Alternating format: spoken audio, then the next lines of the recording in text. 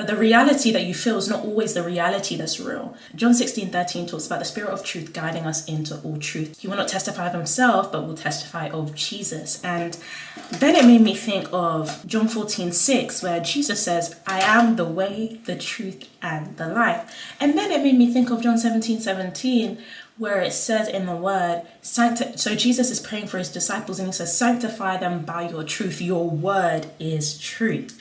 So then I was like, okay, so wait, Jesus has said, number one, he is the truth, right? Number two, the word is truth. John chapter 5 verse 39, he says, you go to the scriptures to search for eternal life, but these are that which testify of me. So we know that the written word testifies of the living word. The written word is truth and the living word is truth. So what is truth? Truth is Jesus. Truth is Jesus. So even when I'm talking about like the true church is the Jesus church, the church that exalts Jesus, the church that conforms to his pattern, the church that submits to his will.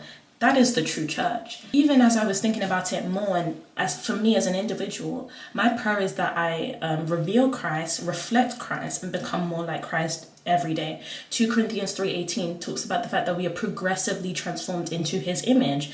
So if we are also progressively transformed into his image, we are progressively transformed into the image of truth.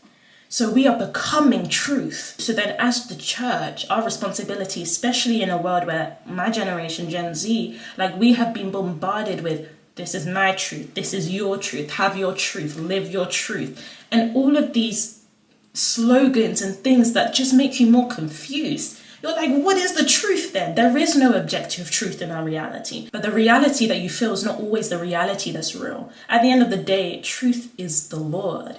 And we are being made into the image of truth. So if my life is not reflecting Jesus, if my life is not revealing Jesus, if my life does not mimic his desires, his heart, his will, his thoughts, then I'm not made into his image. And therefore, I cannot stand as a voice of truth in this world. I don't know. Those were just my thoughts.